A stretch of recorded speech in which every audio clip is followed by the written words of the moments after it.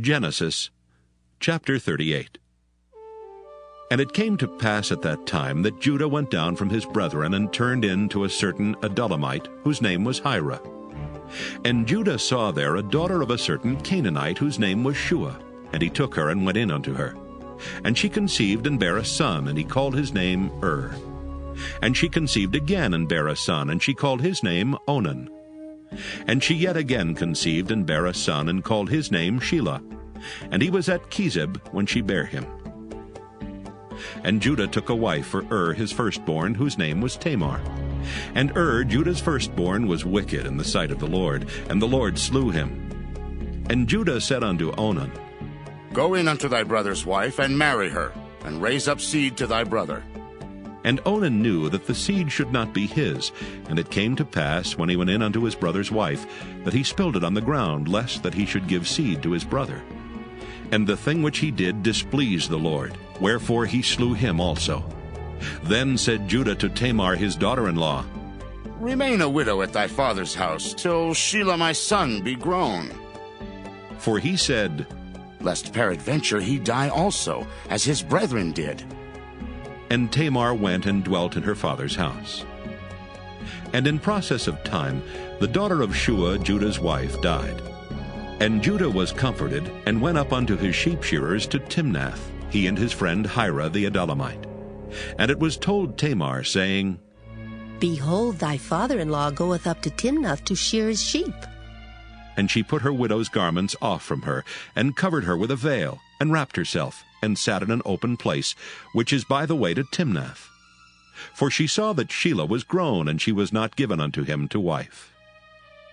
When Judah saw her, he thought her to be an harlot, because she had covered her face. And he turned unto her by the way, and said, Go to, I pray thee, let me come in unto thee. For he knew not that she was his daughter-in-law. And she said, What wilt thou give me, that thou mayest come in unto me? And he said, I will send thee a kid from the flock. And she said, Wilt thou give me a pledge till thou send it? And he said, What pledge shall I give thee? And she said, Thy signet, and thy bracelets, and thy staff that is in thine hand. And he gave it her, and came in unto her, and she conceived by him. And she arose and went away, and laid by her veil from her, and put on the garments of her widowhood. And Judah sent the kid by the hand of his friend the Adullamite to receive his pledge from the woman's hand. But he found her not.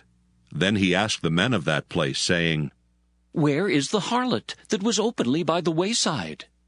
And they said, There was no harlot in this place. And he returned to Judah and said, I cannot find her. And also the men of the place said that there was no harlot in this place. And Judah said, Let her take it to her, lest we be shamed. Behold, I sent this kid, and thou hast not found her. And it came to pass about 3 months after that it was told Judah, saying, Tamar, thy daughter-in-law, hath played the harlot, and also, behold, she is with child by whoredom. And Judah said, Bring her forth, and let her be burnt. When she was brought forth, she sent to her father-in-law, saying, By the man whose these are am I with child. And she said, Discern, I pray thee, whose are these, the signet, and bracelets, and staff? And Judah acknowledged them, and said, She hath been more righteous than I, because that I gave her not to Shelah my son. And he knew her again no more. And it came to pass in the time of her travail that, behold, twins were in her womb. And it came to pass when she travailed, that the one put out his hand, and the midwife took and bound upon his hand a scarlet thread, saying, This came out first. And it came to pass, as he drew back his hand, that, behold, his brother came out, and she said, How hast thou broken forth? This breach be upon thee. Therefore his name was called Pharez. And afterward came out his brother, that had the scarlet thread upon his hand, and his name was called Zerah.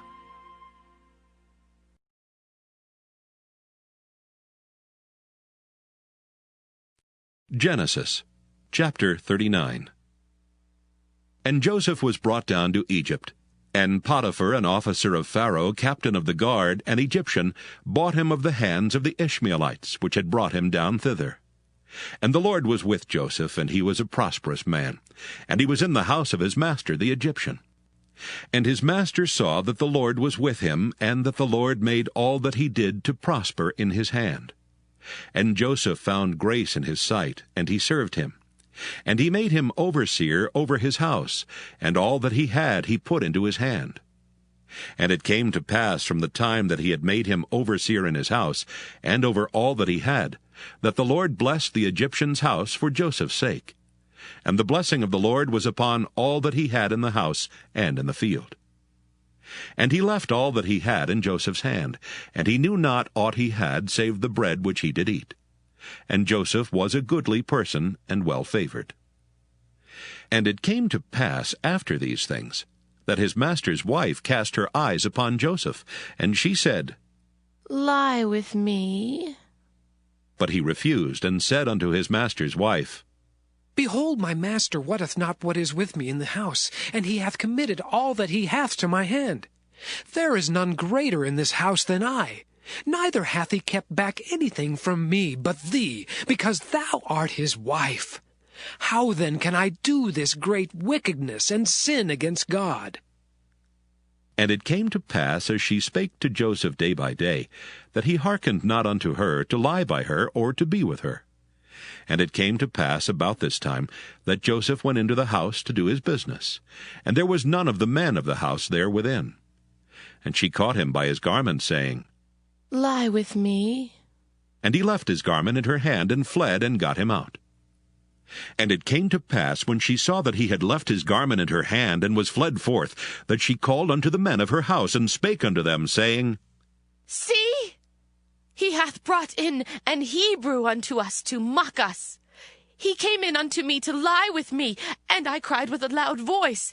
And it came to pass, when he heard that I lifted up my voice and cried, that he left his garment with me, and fled, and got him out.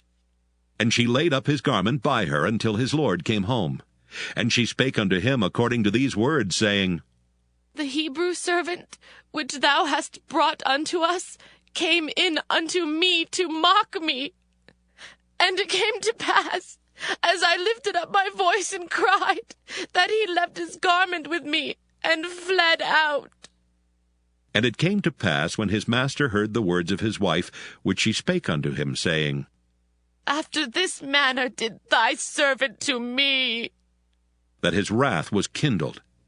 And Joseph's master took him, and put him into the prison, a place where the king's prisoners were bound, and he was there in the prison. But the Lord was with Joseph, and showed him mercy, and gave him favor in the sight of the keeper of the prison. And the keeper of the prison committed to Joseph's hand all the prisoners that were in the prison, and whatsoever they did there, he was the doer of it. The keeper of the prison looked not to anything that was under his hand, because the Lord was with him, and that which he did, the Lord made it to prosper.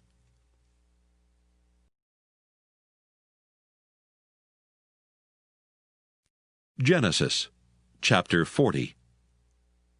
And it came to pass after these things that the butler of the king of Egypt and his baker had offended their lord the king of Egypt. And Pharaoh was wroth against two of his officers, against the chief of the butlers and against the chief of the bakers. And he put them in ward in the house of the captain of the guard into the prison, the place where Joseph was bound. And the captain of the guard charged Joseph with them, and he served them, and they continued a season in ward. And they dreamed a dream, both of them, each man his dream in one night, each man according to the interpretation of his dream, the butler and the baker of the king of Egypt, which were bound in the prison. And Joseph came in unto them in the morning, and looked upon them, and behold, they were sad. And he asked Pharaoh's officers that were with him in the ward of his lord's house, saying, Wherefore look ye so sadly today? And they said unto him, We have dreamed a dream, and there is no interpreter of it. And Joseph said unto them, Do not interpretations belong to God? Tell me them, I pray you. And the chief butler told his dream to Joseph, and said to him, In my dream, behold, a vine was before me, and in the vine were 3 branches, and it was as though it budded, and her blossoms shot forth. and the clusters thereof brought forth ripe grapes. And Pharaoh's cup was in my hand, and I took the grapes, and pressed them into Pharaoh's cup, and I gave the cup into Pharaoh's hand. And Joseph said unto him, This is the interpretation of it. The 3 branches are 3 days. Yet within 3 days shall Pharaoh lift up thine head, and restore thee unto thy place. And thou shalt deliver Pharaoh's cup into his hand, after the former manner when thou wast his butler. But think on me when it shall be well with thee, and show kindness, I pray thee, unto me, and make mention of me unto Pharaoh, and bring me out of this house. For indeed I was stolen away out of the land of the Hebrews, and here also have I done nothing that they should put me into the dungeon.